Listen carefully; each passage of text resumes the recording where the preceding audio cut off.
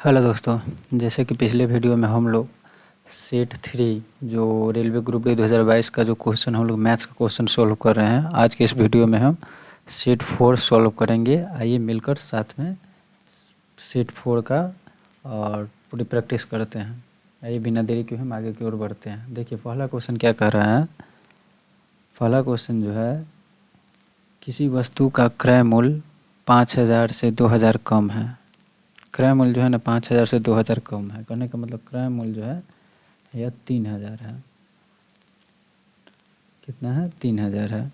Dealer इस पर 10% की छूट देता है। डीलर क्या करता है कि इस पर 10% की छूट देता है। ठीक, डीलर इस पर 10% की छूट देता है। इसके बाद रिटेलर अपने क्रय मूल्य पर 5% की छूट देता है। तो डीलर 10% की छूट देता है। उसके बाद डीलर जो है 10% की छूट देने के बाद कितना में बेचेगा। देखिए तो 10% इसका घटा देंगे तो कितना बच जाएगा। 10% इसका हो जाएगा 300। 300 इसमें से हम घटाएंगे तो कितना बचेगा 2700। कितना बचेगा 2700। और 2700 के बाद जो है फिर रिटेलर जो है रिटेलर जो है इस पर 5% की छूट देता है। कितना? 5% की छूट देता है। तो रिटेलर 5% की छूट है। फिर इसका 5% निकालिए तो 5% से जीरो कैंसिल हो जाएगा। अपन 7 35 और 5 दूना 10 3 13 135। ये घटा दीजिए तो 0 में से 5 न जाए, 10 में से 5 जाएगा 5, 9 में से 3 जाएगा 6, 26 में से जाएगा 25। अंतिम विक्रय मूल्य जो रह जाएगा कितना रह जाएगा 2565 रुपया। ग्राहक के लिए अंतिम विक्रय मूल्य कितना रह जाएगा 2565 रुपया। इसका सही आंसर हो जाएगा। देखिए ऑप्शन डी इसका करेक्ट आंसर हो जाएगा। अगला क्वेश्चन है, √1 माइनस कॉस थीटा बट्टे 1 प्लस कॉस थीटा। इसका मान निकालना है। तो इसका मान जो निकालना है ये, तो इसका मान निकालना है। इसको क्या करते हैं, ये जो ब्रैकेट में है इसको ब्रैकेट में ही रहने देते हैं और इसको रेशनलाइज करते हैं। √1 माइनस कॉस थीटा बट्टे में 1 प्लस कॉस थीटा। इसको ब्रैकेट में ही अगर हम रेशनलाइज करें तो क्या होगा 1 माइनस कॉस थीटा और बट्टे में 1 minus cos theta. 1 minus cos theta 1 minus cos theta देखा जाए तो 1 माइनस कॉस थीटा का होल स्क्वायर हो जाएगा यहाँ से, और 1 माइनस कॉस थीटा का जो होल स्क्वायर हो जाएगा 1 माइनस कॉस थीटा का होल स्क्वायर है। और नीचे ऊपर अगर हम ब्रैकेट को हटा दें और यहाँ पर देखिए 1 प्लस कॉस थीटा है, इधर 1 माइनस कॉस थीटा, ए प्लस बी और ए माइनस बी के फॉर्मूला पर जा रहा है। तो ए स्क्वायर माइनस बी स्क्वायर कहने का मतलब 1 माइनस कॉस स्क्वायर थीटा। ठीक, 1 माइनस कॉस स्क्वायर थीटा और रूट का रूट अलग अलग हम कर दिए अगर, तो देखिए 1 माइनस इस स्क्वायर से हम इस रूट को कैंसिल कर देंगे, बच क्या जाएगा 1 माइनस कॉस थीटा और बट्टे में क्या बच जाएगा। इधर देखिए 1 माइनस कॉस स्क्वायर थीटा है, तो 1 माइनस कॉस स्क्वायर थीटा क्या होता है साइन स्क्वायर थीटा के बराबर होता है। Sine square theta. अब देखा जाए तो इस स्क्वायर से ए रूट कैंसिल अब हो जाएगा, तो बच क्या जाएगा 1 माइनस कॉस थीटा अब बट्टे में साइन थीटा। अब फाइनल क्या हो गया 1। अब अगर हम भागा लगा दें इस दोनों में तो 1 by sine theta, 1 by sine theta को क्या लिख सकते हैं कोसेक थीटा। कोसेक थीटा अब माइनस कॉस थीटा बटे साइन थीटा बचेगा, तो कॉस बटे साइन क्या हो जाता है कॉट, कॉट थीटा। तो cosec theta minus cot theta इसका आंसर हो जाएगा। ऑप्शन ए इसका करेक्ट आंसर। अगला क्वेश्चन देखिए, अगला क्वेश्चन है कि देखिए 2012 13 15 16 17 में जो है ना साइकिलों की संख्या की हज़ारों में बिक्री कर दे रहा है। कहने का मतलब 2012 में 25,000 साइकिल बिका है, 2013 में 45, इसी क्रम से 2017 में 90, ऐसे करके साइकिल बेचा गया है। तो क्वेश्चन पूछा जा रहा है कि 2013 में बेची गई साइकिलों की संख्या, 2013 में बेची गई साइकिलों की संख्या 2017 में बेची गई साइकिलों की संख्या के लगभग कितना प्रतिशत है। देखिए 2013 में कितना साइकिल बेचा गया है 45। कहने का मतलब 45,000 जो साइकिल बेचा गया है। वही 2017 में कितना साइकिल बेचा गया है 90,000। 2017 में 90,000 साइकिल बेचा गया है। 2013 में इतना और 2017 में इतना, इतना साइकिल जो बेचा गया है। तो 2017 का कितना प्रतिशत है? तो 45,000। 2013 में जो बेचा गया है वो 2017 के कितना प्रतिशत है? तो 90,000। अब गुने 100, 00 से 00 कैंसिल, E00 से E00 कैंसिल हो जाएगा, बच कितना जाएगा? 9 पचे 45, और 0 का 0। कहने का मतलब 50%। 50% इसका सही आंसर हो जाएगा।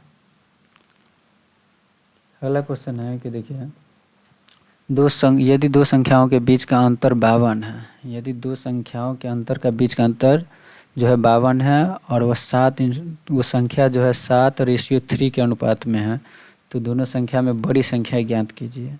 तो सीधी सी बात देखिए, अनुपात में कितना का अंतर है? 7:3 है। 7:3 अनुपात में कितना का अंतर है? 4 का।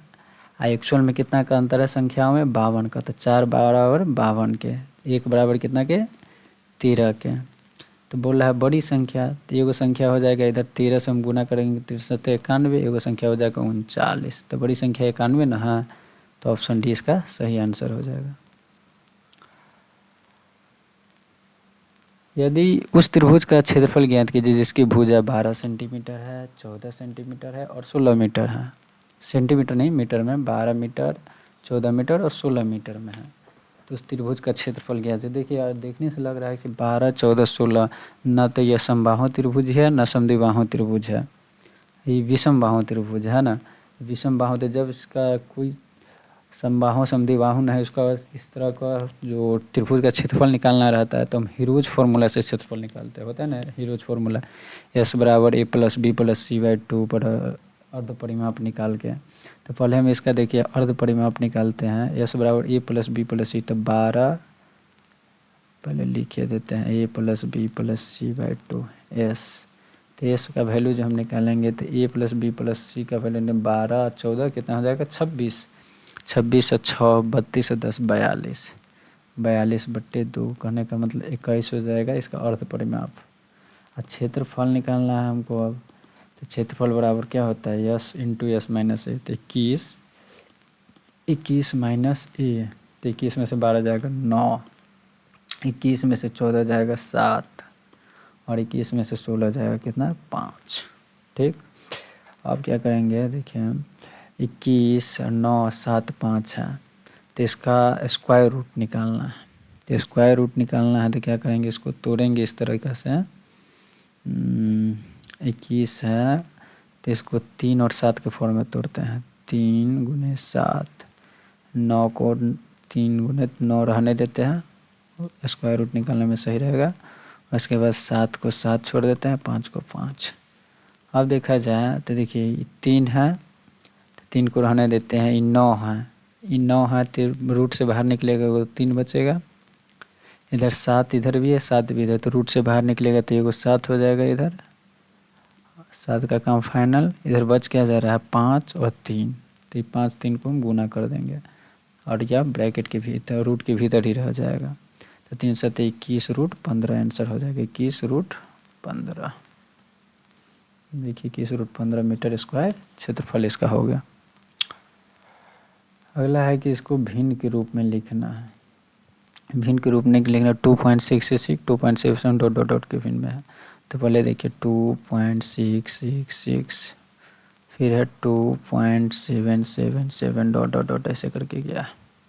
इसको जोड़िए तो 6 7 13 के 3 हाथ में 1, 1 6 7 7 14 के 4 हाथ में 1, 1 6 7 7 14 के 4 हाथ में 1, 1 2 2 3 2 5, 5.444 डॉट करके ऐसे आ रहा है। तो 5.4 पर एकरिंग है, तो इसका हम वैल्यू कैसे निकालते हैं भिन्न के रूप में? तो देखिए 5 का 5 रहेंगे प्लस 4/9, इसको इस फॉर्म में लिखेंगे कि देखिए दशमलव के बाद जो है 4 है, एक अंक है, इस एक अंक पर एकरिंग है, तो जितना अंक पर एकरिंग रहेगा उस पर हम नीचे 9 डालेंगे। ठीक, तो इसका वैल्यू अब निकालेंगे तो 9 × 5 = 45, 4 49/9 इसका सही आंसर हो जाएगा। ऑप्शन डी इसका करेक्ट आंसर है।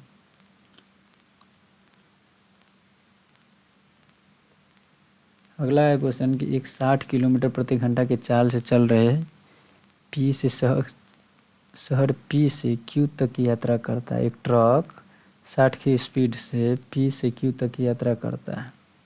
मान लीजिए यहाँ से यहाँ तक की दूरी जो है पी से क्यू तक की यात्रा करता है 60 किलोमीटर प्रति घंटा की स्पीड से, और उसी मार्ग से 100 किलोमीटर प्रति घंटा के शहर से वापस लौटता है। अच्छा, फिर वो लौट जाता है कितने की स्पीड से? 100 किलोमीटर प्रति घंटा की स्पीड से। तो दी गई यात्रा में उसका औसत चाल निकालना होता है ना, जब जो डिस्टेंस सेम रहता है उसी रूट से और किसी दूसरे चाल किसी भी चाल से जाता है फिर वो जाकर वापस लौट जाता है, तो सेम डिस्टेंस रहता है, तो उसको एवरेज स्पीड अगर निकालना हो तो होता है ना 2s1 इंटू s2 बट्टे s1 प्लस s2 इस स्पीड से। तो इसका निकाल देते हैं, एवरेज स्पीड बराबर 2 इंटू 60 गुने 100 बट्टे x plus s1 plus s2 तो 160। अब देखा जाए तो हम अगर इस जीरो को इस जीरो से कैंसिल कर देते हैं, 2 अट्ठे 16, ठीक। अब क्या कितना बचा? 600 बट्टे 8। अगर इसको हम 2 से भागा कर देते हैं, 2 तिया 6, 2 चौके 8, 4 25 से 100, 25 तिया 75 की स्पीड हो रहा है। एवरेज स्पीड कितना आ रहा है? 75 किलोमीटर प्रति घंटा। ऑप्शन ए इसका करेक्ट आंसर हो जाएगा। 8 नंबर क्वेश्चन देखिए क्या कह रहा है कि ए है जो 100 अंडे 4 मिनट में गिन सकता है, ठीक है। 100 अंडे जो है ना 4 मिनट में गिन सकता है, जबकि बी उतना ही अंडा मतलब 100 अंडा ही वो 5 मिनट में गिन सकता है। तो इसका एफिशिएंसी देखिए ये 100 अंडा 4 मिनट में गिन सकता है, तो 1 मिनट में ए द्वारा 1 मिनट में कितना अंडा गिना जाएगा? 4 मिनट में 100 को, तो 1 मिनट में 25 अंडा गिनेगा, ठीक है। बी उतने ही 5 मिनट में, तो बी जो है 1 मिनट में कितना अंडा गिनेगा? 20 अंडा गिनेगा। दोनों की एफिशिएंसी निकल गया। उसके तो कह रहा है वे दोनों साथ मिलकर 450 अंडा कितने गिनने के लिए कितना समय लेगा? तो देखिए 450 अंडा, इस दोनों का एफिशिएंसी कितना है? 25 और 20 45 दहें के 450 मतलब 10 मिनट का समय लगेगा। इस दोनों को मिलकर अंडा गिनने में कितना? 10 मिनट का समय। ऑप्शन तो कट गया इसका, 10 मिनट सही आंसर हो जाएगा इसका। देखिए अगला नंबर पर था 10 आंसर सही। वर्तमान में मेरे पिता की आयु मुझसे 25 वर्ष अधिक है।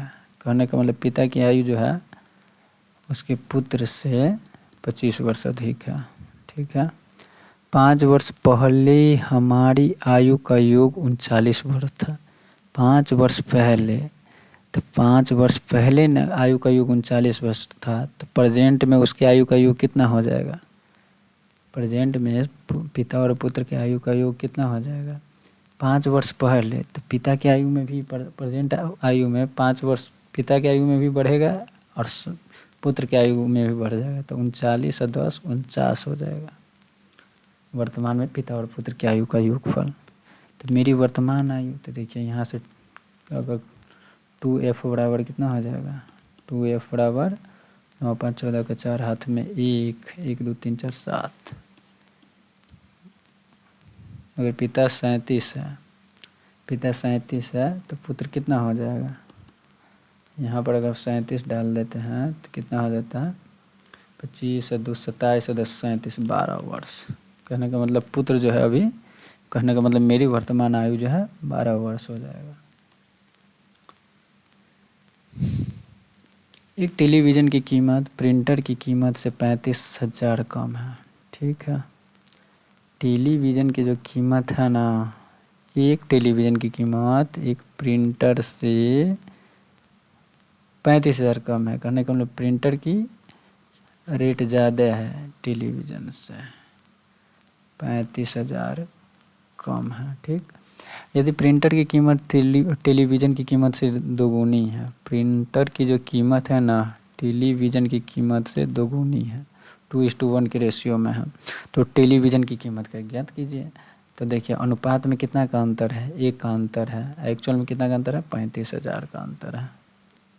तो 1 बराबर 35,000 की, तो टेलीविज़न की कीमत हो जाएगा यहाँ 35,000 और प्रिंटर की कीमत हो जाएगा 70,000। तो वही तो बोला टेलीविज़न की कीमत ज्ञात कीजिए, तो 35,000 रुपये हो जाएगा।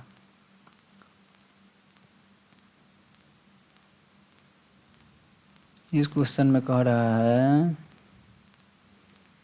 तो लंबा क्वेश्चन है। देखिए एक 9वां विद्यार्थी का जो भी दिया हुआ 40 परिवारों का सर्वेक्षण किया जाए, परमाणु स्वरूप नीचे दिए गए बारंबारता दिए गए बारंबारता है, इन आंकड़ों का बहुलक ज्ञात करना है। तो इन आंकड़ों का बहुलक देखिए ये वर्ग दिया हुआ है, वर्ग अंतराल, ये बारंबारता है। तो वर्ग अंतराल इसको बढ़िया से सीखेंगे, वर्ग अंतराल, और इधर है बारंबारता, बारंबारता है, वर्ग अंतराल है और बारंबारता। वर्ग अंतराल जो दिया हुआ है 2 से 4 है, 4 से 6, 6 से 8, 6 से 8 है और 8 से 10 है। ठीक है, थोड़ा डिफरेंसेज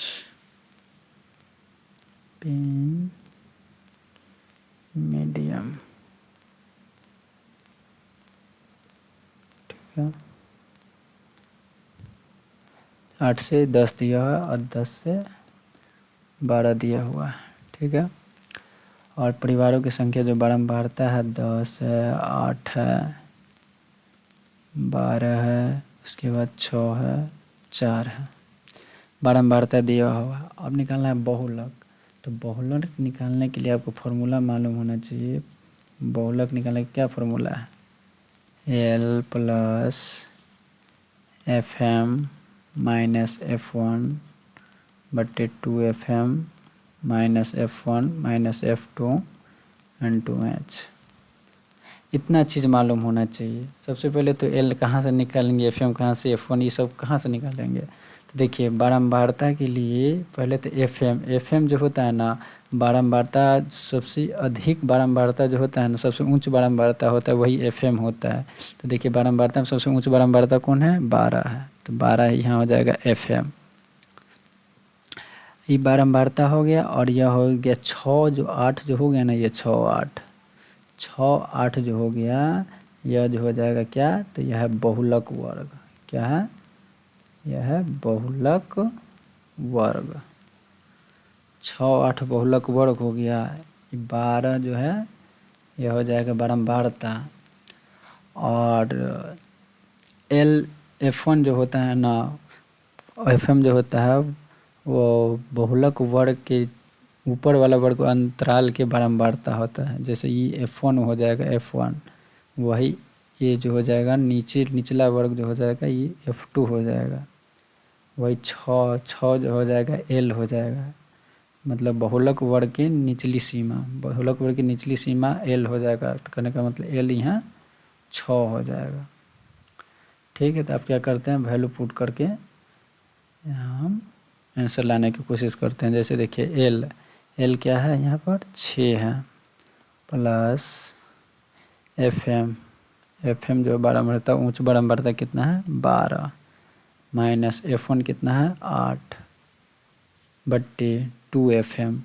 2 गुने FM गुना करेंगे तो 2 गुने 12 यहाँ 24, 2FM माइनस F1 कितना है 8 माइनस F2 कितना है 6 इंटू H जो होता है ना, इस दोनों की जो चौड़ाई जो होता है वर्ग अंतराल की चौड़ाई, तो देखिए 6 है 8 है, कितना का अंतर है 2 का, तो वही चौड़ाई हो जाए। तो यहाँ से आप सॉल्व करिएगा तो 6 प्लस 12 में से 8 जाएगा 4 बट्टे 24 में से 8 जाएगा 16, 16 में से 6 जाएगा 10 गुने 2, इसे ही कट जाएगा 5, काट छाँट के कितना आता है 6 प्लस 0.8। एक्चुअल राइट है, आंसर आ जाएगा 6.8 आंसर हो जाएगा। देखिए 6.8 ऑप्शन ए इसका करेक्ट आंसर हो जाएगा। अगला संख्या है कि 10 सह-अभाज्य संख्याओं के किसी भी समुच्चय का महत्तम अपवर्तक जो है HCF हमेशा डॉट डॉट होगा। तो किसी भी देखिए सह-अभाज्य संख्या का जो HCF होता है ना हमेशा 1 के बराबर होता है। जैसे कि 2, 3 है, 5 है, ये सब क्या है सह-अभाज्य संख्या है। क्योंकि देखिए सभी का इको प्राइम नंबर है, सभी का अभाज्य सभी का HCF 1 होता है। जैसे 2 और 5 का निकालिए HCF 1 ही होगा, 3 5 का निकालिए, 2 3 का निकालिए, डॉट डॉट डॉट ऐसा सभी का जिसका सहअभाज्य संख्याओं का HCF हमेशा 1 ही होता है। अगला क्वेश्चन है कि 0.086 में इसे भागा लगाना है, तो मान क्या होगा यहाँ। तो देखिए दशमलव के बाद कितना अंक है यहाँ 4 गो है। शॉर्ट बनाने की कोशिश करिए। देखिए दशमलव के बाद कितना है तो इधर 4 गो अंक है, इधर दशमलव के बाद कितना है 3 अंक है। तो क्या करें कि देखिए अगर हम दशमलव के बाद 0 4 8 6 यही 4 अंक है ना, इधर है दशमलव के बाद क्या है 0 0 2। तो दशमलव के बाद एक और हम इधर 0 ला देते हैं। तो देखिए दशमलव के बाद इधर भी 4 गो अंक, तो 4 गो, इधर भी 4 गो, पूरा क्लियर हो गया। सिर्फ यहाँ पर एगो 0 बैठाना था। अब क्या करते हैं, ये 0 का कोई वैल्यू है नहीं। अब देखिए 486/20 बचा, 485 यहाँ भागा डायरेक्ट लगा दीजिए, उतना करना ही नहीं। 20 तिया 20 दूना 40 और 3 40 8 48 मतलब 86, तो 20 चौक 80, 6 मतलब 60 बचा, 20 तिया 60, 24.3 इसका सही आंसर हो जाएगा। 2 गो डिब्बा है, एगो डिब्बा मान लीजिए ये है, एगो डिब्बा ये है।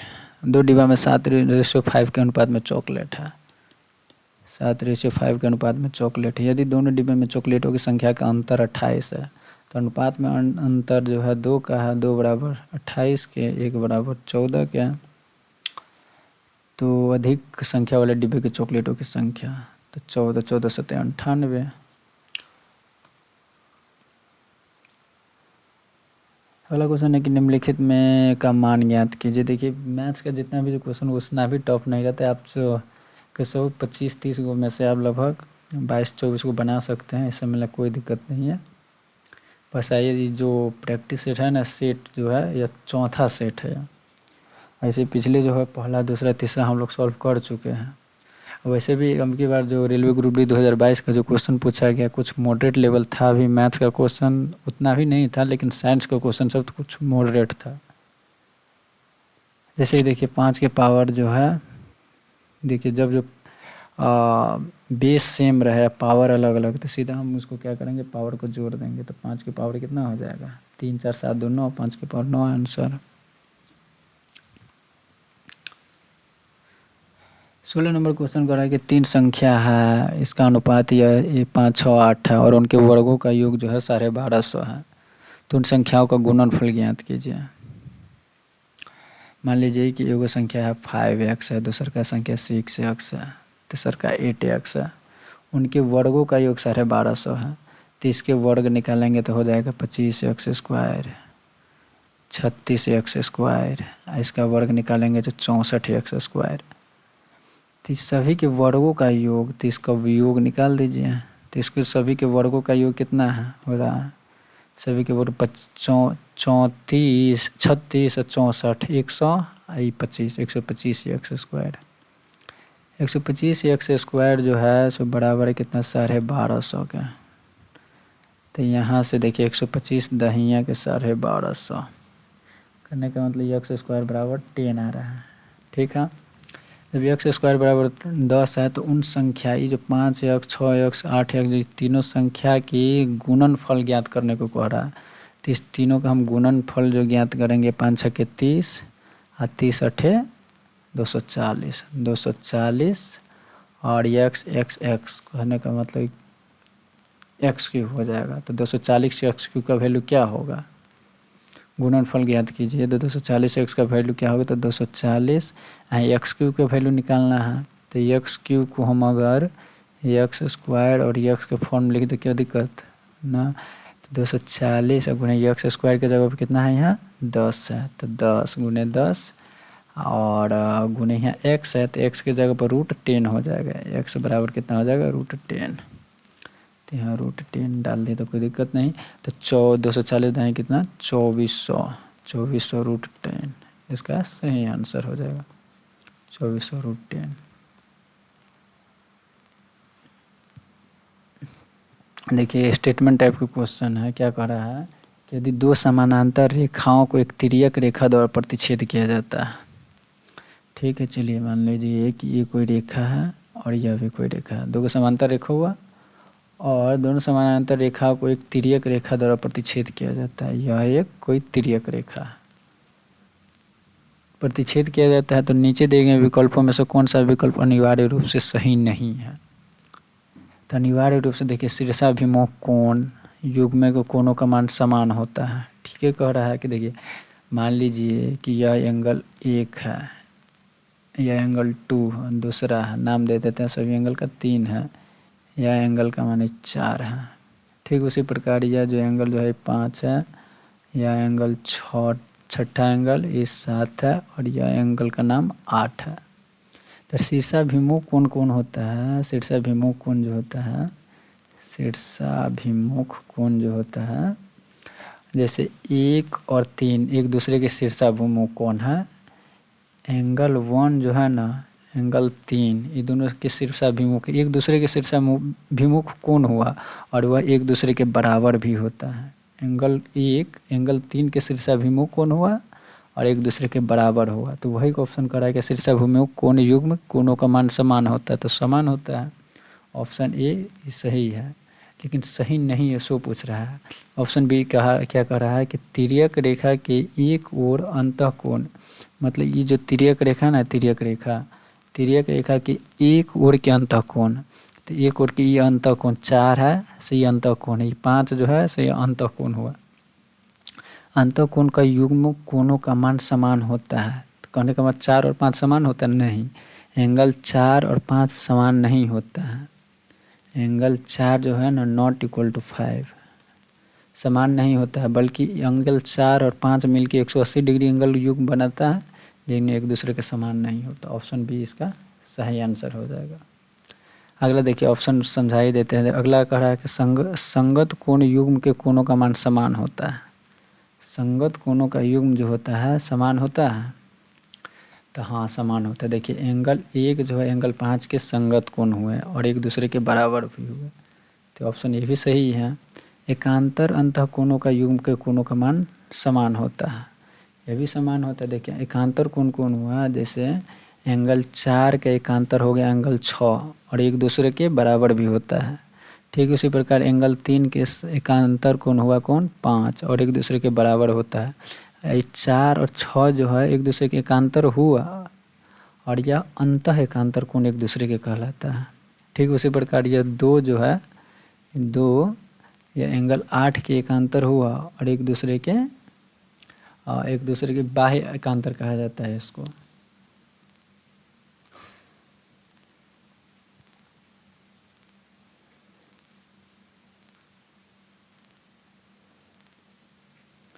अगला क्वेश्चन है कि दी गई आकृति जो है ए बी जो है पैरेलल है क्यूपी के। ठीक है, ए बी जो है क्यूपी के पैरेलल है और ए बी एक्स है, इसका डिस्टेंस एक्स दिया हुआ है। पी क्यू जो है एक्स प्लस 10 है, वही आर बी जो है x/2 है, बी पी एक्स प्लस 1 है, तो पी क्यू का मान कह रहा है। तो पी क्यू का मान एक्स प्लस 10 है, यहाँ एक्स के वैल्यू हमको प्राप्त हो जाए तो ना निकल जाएगा। तो एक्स का वैल्यू निकालने के देखिए इस त्रिभुज में देखा जाए तो 2 गो त्रिभुज है। एंगल एक त्रिभुज है कौन, देखिए एक त्रिभुज है क्यू पी आर, एक त्रिभुज है क्यू पी आर और दूसरा त्रिभुज जो है ए बी आर है, त्रिभुज ए बी आर। एक दूसरे के समानांतर होने की वजह से है ना, देखिए देखा जाए तो एंगल पी एंगल बी के बराबर होगा, एंगल पी जो है बराबर होगा एंगल बी के। ठीक उसी प्रकार देखा जाए तो एंगल क्यू बराबर होगा एंगल ए के, एंगल क्यू बराबर हो जाएगा एंगल ए के और एंगल आर इस दोनों के लिए तो कॉमन है, इसलिए एंगल आर बराबर एंगल आर लिख सकते हैं इसको। तो तीनों ई एंगल इसके कोण के बराबर है, यह एंगल इसके कोण के बराबर है और यह एंगल दोनों त्रिभुजों के लिए बराबर हुआ है। तो बराबर होने के वजह से एंगल एंगल एंगल बराबर होने के बाद एक यह त्रिभुज जो है ना, यह क्यू पी आर और ए बी आर, यह एक दूसरे के क्या है, समरूप है। देखिए समरूप होने की वजह से क्या होगा कि ये जो है ए बी का रेशियो ए बी और क्यू पी का जो रेशियो जो होगा, ए बी और क्यू पी का जो रेशियो होगा वह बराबर होगा आर बी और आर पी के रेशियो के बराबर। ठीक, अब हमें क्या करना है कि ए बी बट्टे क्यू पी का मान लीजिए, ए बी बट्टे क्यू पी मतलब एक्स बट्टे एक्स प्लस 10, एक्स बट्टे एक्स प्लस 10 जो बराबर होगा वह आर बी करने का मतलब एक्स बट्टे 2 और बट्टे ओवरऑल लेना है आर पी, तो एक्स बट्टे 2 प्लस एक्स प्लस 1 इसका वैल्यू अगर निकालते हैं तो देखिए कितना हो जाएगा, एक्स बट्टे x plus 10 equal to x बट्टे 2, इसका वैल्यू निकालेंगे तो कितना हो जाएगा, यहाँ से देखिए एक्स बट्टे 2 और प्लस में 2x प्लस 2, तो प्लस 2x प्लस 2 करने के बाद 2x 3x प्लस 2/2 हो जाता है। तो ये 2 ऊपर चल जाएगा, 3x प्लस 2 बच जाता है। ये दो से ये 2 कैंसिल। अब क्या बच जाता है, देखिए थोड़ा स्क्रीन छोटा कर देते हैं।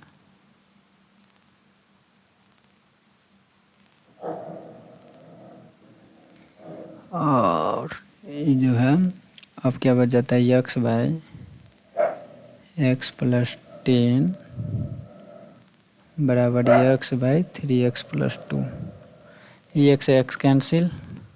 अब एक्स प्लस 10 बराबर 3x प्लस 2 बच जाता है, 3x में से x जाएगा कितना बचेगा 2x, और 2x और इधर 10 में से 2 जाएगा तो 8, इसे ही कैंसिल 4 मतलब है।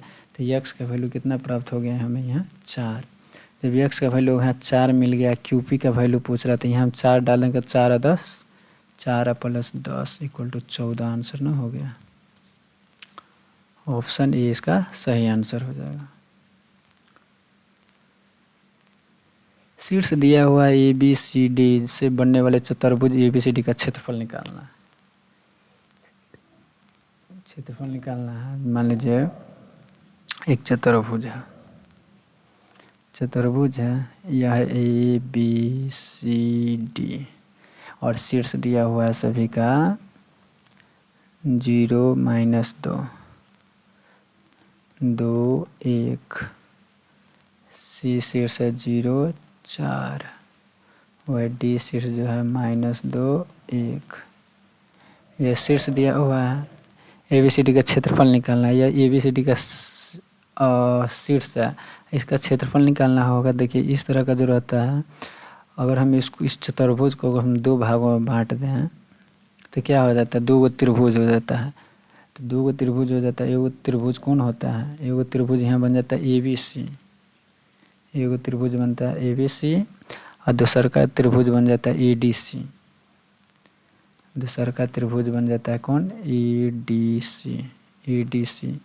अगर हम इस त्रिभुज ABC और ADC को हम जोड़ दें तो पूरा एक चतुर्भुज का क्षेत्रफल ना निकल जाएगा।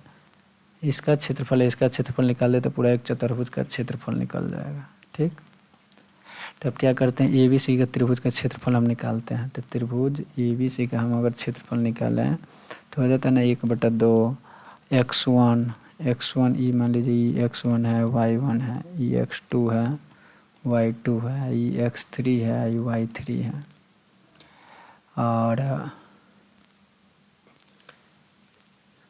अगर इसको हम 1/2 x1 ले तो x1 लेंगे तो 0 तो सभी को 0 कर देगा, उसको छोड़िए। अब 1/2 x1 y2 - y3, फिर जोड़ x2 लेते हैं, x2 लेंगे तो यहाँ कितना हो जाएगा 2, और y3 - y1 तो y3 कितना है यहाँ 4, y3 माइनस y1 4 और माइनस माइनस प्लस 2 4 + 2 फिर है जोड़ x2 लेंगे तो यहाँ 2 हो जाएगा और y3 माइनस y1 तो y3 यहाँ कितना है y3 यहाँ 4 y3 माइनस y1 + 2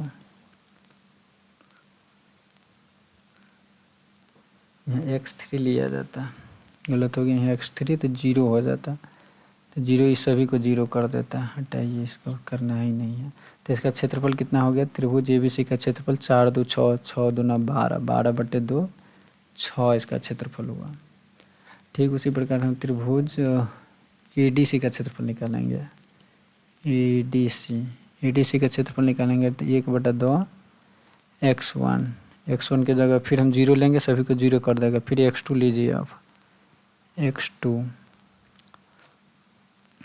लेंगे तो यहाँ हो जाएगा -2 x2 y3 माइनस y1 तो y3 ये हो गया y3 माइनस y1 यहाँ आ जाएगा +2 x2 ले लिया। अब x3 लेंगे तो x3 की जगह फिर से 0 है, फिर सभी को 0 कर देगा। अब इतना ही पढ़ाने 4 2 6 6 2 -12 /2 =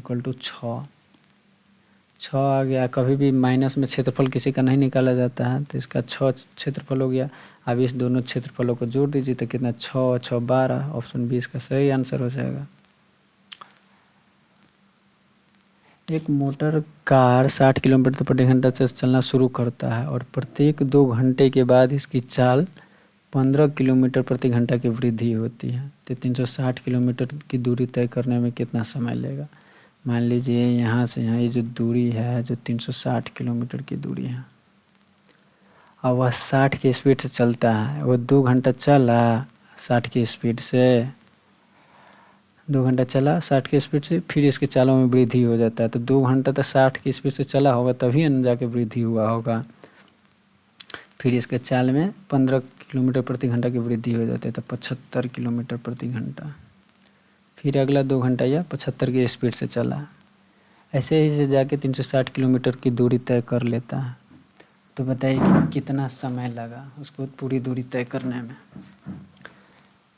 तो पहला 2 घंटा वो 60 की स्पीड से चला होगा, तो वह 120 किलोमीटर की दूरी तय कर लिया होगा। ठीक उसी प्रकार यह अगला 2 घंटा 75 की स्पीड से चला, तो वह 300 किलोमीटर की दूरी तय कर लिया। तो 300 100 400 नहीं 75 दूना 150 ना, सॉरी 75 दूना कितना 150 किलोमीटर की दूरी तय किया। तो 12 15 17 270 किलोमीटर की दूरी तय कर लिया। कितना देर में 2 2 4 घंटा में, 4 घंटा में। ठीक, अब इसको बच कितना गया, कितना किलोमीटर की दूरी बच गया इसको 270, तो 30 इधर और 60 हो 90 किलोमीटर की दूरी बच गया इसके पास। 90 किलोमीटर की दूरी चल गया और यह 75 की स्पीड से चला। अगला फिर इसका स्पीड 2 घंटा के बाद बढ़ गया होगा 75 से, फिर इसका स्पीड हो गया होगा 90 किलोमीटर प्रति घंटा। 90 किलोमीटर प्रति घंटा के चाल से स्पीड रहा होगा और उसको 90 किलोमीटर दूरी तय करना होगा अगला घंटा में, तो 1 घंटा लगा होगा। तो यह जो दूरी है जो 1 घंटा, तो 4 घंटा तो पहले से ही ले चुका है, तो 4 घंटा ई या प्लस 1 घंटा ई, टोटल 5 घंटा का समय लेगा। ऑप्शन बी इसका सही आंसर हो जाएगा। अगला है कि यक्स और वाई एक संख्या 111 15 यक्स के 2 अंक है, संख्या 90 से विभाज्य है। 115 यक्स वाई के ऐसे 2 अंक है, यक्स वाई के 2 अंक है, इस संख्या के यक्स वाई जो 2 अंक है कि वह 90 से विभाज्य है। 90 से विभाज्य है, तो यक्स प्लस वाई का मान पूछ रहा है। तो यहाँ देखिए 90 से विभाज्य होने की क्या कंडीशन है। 90 से विभाज्य होने का कंडीशन ये है कि वह संख्या 9 से भी विभाज्य हो और 10 से भी विभाज्य हो। ठीक है, तो तो 9 10 से विभाज्य होने के लिए पहले देखिए कौन कंडीशन पालन करेगा 10 से। 10 से अगर विभाज्य होने के लिए इस संख्या के यहाँ पर y के जगह पर अगर 0 होगा तभी जाके ये संख्या जो है 10 से विभाज्य होगा। ठीक, और 9 से विभाज्य होने का क्या शर्त है कि 9 से विभाज्य होने के लिए सभी किसी भी संख्या का सभी अंकों को योग अगर 9 से विभाज्य है तो करने के मतलब वो संख्या 9 से विभाज्य होगा। तो यहाँ जोड़िए आप 5 एक 6 एक 7 7 हुआ, 7 जोड़ 0 यहाँ 7 हुआ, यहाँ हम अगर 2 डाल दें x के जगह पर 2 तो 7 2 9 हो जाएगा और यह संख्या विभाज्य हो जाएगा। तो यहाँ x के वैल्यू हो जाएगा 2, यहाँ y के वैल्यू हो जाएगा 0, तो 2 जोड़ 0 equal to 2 answer. Option D सही आंसर हो जाएगा इस क्वेश्चन का। किसी रियासती बिक्री में 10,490 की अंकित मूल्य वाली एक साड़ी अब 9,441 में बेची जाती है। साड़ी पर कितने प्रतिशत की छूट दी गई? तो 10,490 में से 9441 को घटाइए। 10,490 है और 9,441 है। कितना रुपया का छूट दिया गया? 10 में से 1 जाएगा 9, 8 में से 4 जाएगा 4, 4 में से 4 जाएगा 0, 10 में से 9 जाएगा 1049 रुपये का छूट दिया गया। कितना पर कभी छूट दिया जाता है ना तो मार्केटिंग प्राइस पर छूट दिया जाता है, याद रखिएगा। 10,490 मार्केटिंग प्राइस है, एक छूट दिया गया 100 प्रतिशत में बदलना है तो 100 से गुना कर देंगे। देखा जाए तो 1049 से 10,490 10 रुपये कट जाएगा, यही 10 से ही 100 कट जाएगा। 10% मतलब 10% का छूट दिया गया साड़ी पर। अगला है समीकरण x² - 12x + k = 0 है। मूलों में से एक मूल x = 3 है तो दूसरा मूल ज्ञात कीजिए। देखिए जो भी क्वेश्चन हम बना रहे हैं ना तो पहले आप खुद से ट्राई कीजिए बनाने का, उसके बाद देखा कीजिए। इसमें वीडियो को पॉज करिए और खुद से ट्राई कीजिए। पहले देखिए x² - 12x + k = 0 है और x बराबर तो x का वैल्यू अगर एक मूल दिया हुआ है, अगर इसको हम वैल्यू अगर इस पर हम रख दें तो यहाँ से k का वैल्यू प्राप्त हो जाएगा। तो देखिए डायरेक्ट रखिए, उतना करना नहीं है। 3 यहाँ पर रख देते, 3 3 9 -36 + k = 0 हो जाएगा। और 9 - 36 तो बच जाता -27 तो k = हो जाएगा 27। k = आप k का वैल्यू इस यहाँ पर समीकरण में पुट करिए। x² - 12x + 27 = 0 समीकरण में पुट कर दिया। अब यहाँ से दूसरा मूल आराम से निकाला जा सकता है। तो दूसरा मूल निकालने का शॉर्ट तरीका यह है कि 27 को तोड़िए। आप तो 27 को तोड़ेंगे तो 9 तिया 27 और 9 3 12 वेरीफाई कर रहा है, -9 और -3। ठीक, और x का वैल्यू जो पुट कर वैल्यू एक निकलेगा तो प्लस में 9 और प्लस में 3, 9 और 3 हो जाएगा, जिसमें 3 एक मूल है ही तो दूसरा का मूल 9 हो जाएगा। 9 इसका सही आंसर हो जाएगा। देखिए इस सब क्वेश्चन सब में दम है ना। यदि a और b समीकरण इसका मूल है तो x के पदों में वह द्विघात समीकरण ज्ञात कीजिए जिसके मूल ये और ये है। ठीक है, तो a और b समीकरण इसका मूल है तो a और b का वैल्यू निकाल लेते हैं। देखिए पहले x² + x - 2 = 0 है, तो इसका मूल जो निकालेंगे तो क्या आएगा, चलिए निकाल ही देते हैं। x² + 2x - x - 2 = 0। x common ले लेते हैं, x + 2 प्लस अगर हम यहाँ x कॉमन लेते हैं x + 2, अगर हम -1 कॉमन ले लेते हैं, यहाँ -1 कॉमन ले लेते हैं तो x + 2 = 0। तो यहाँ से हो जाएगा x बराबर -2 और 1 a और b का वैल्यू। तो यहाँ ए हो जाएगा -2 और बी हो जाएगा 1। तो ए और बी के x पद व द्विघात समीकरण ज्ञात कीजिए जिसके मूल ये और ये है। तो एक मूल जो है मान लीजिए यह है, कोई अलग से द्विघात समीकरण निकालना जिसका मूल ये और ये है। तो मान लीजिए अल्फ़ा कोई द्विघात समीकरण ये जो है इसका मूल 1/a + 1/b है, तो 1/a। तो ए का वैल्यू यहाँ से प्राप्त है -2 हो जाएगा अब + 1/b, 1/b = 1। एक मूल ये हो गया। तो इसका वैल्यू निकालेंगे, देखिए 1 और 1 में से 1/2 जाएगा, तो कितना प्राप्त हो जाएगा यहाँ 1/2। ठीक उसी प्रकार दूसरा मूल जो दिया हुआ है ए बी है। तो ए और बी 1 गुने -2 करेंगे तो -2 दूसरा का मूल यह निकल गया। अब द्विघात समीकरण मूल निकालने का क्या फॉर्मूला होता है, क्या द्विघात समीकरण x² minus alpha plus beta, तो 1/2 और -2 को जोड़ेंगे तो कितना हो जाएगा, 1/2 में से -2 जाएगा, आधा में से 2 जाएगा तो -3/2 हो जाएगा ना, -3/2। ठीक उसी प्रकार जो है x plus alpha into beta, तो 1/2 और -2 करेंगे तो हो जाएगा 2 से 2 कैंसिल और -1 प्राप्त हो जाएगा। तो यहाँ देखा जाए तो x² plus 3/2x -1 = 0।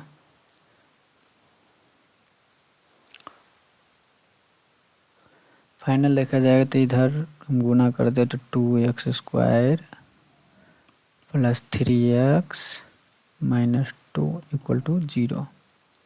2x² plus 3x -2 = option B इसका सही आंसर हो जाएगा।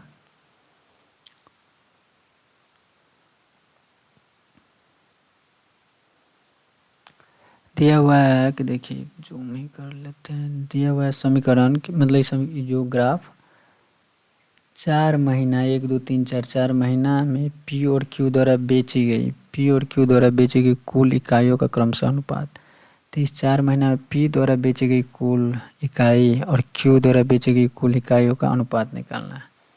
तो पी द्वारा बेची गई कुल इकाई कितना है 8, 8 3 11, 11 5 16, 16 9 25, 250 बट्टे क्यू द्वारा बेची गई कुल अनुपात है 6, 4 10, 10 17, 17 36, 230, 0 से 0 को 25 रेशियो 23, कितना हो जाएगा 25 रेशियो 23। ऑप्शन ए इसका सही आंसर हो जाएगा। अगला क्वेश्चन है कि 1280 रुपया की राशि पर 5% वार्षिक दर से 3 वर्ष में प्राप्त साधारण ब्याज ज्ञात कीजिए। तो साधारण ब्याज सीधे 1280 रुपया के साधारण में 15% निकाल देंगे, कितना रुपया हो जाएगा, 0 से 0 कैंसिल,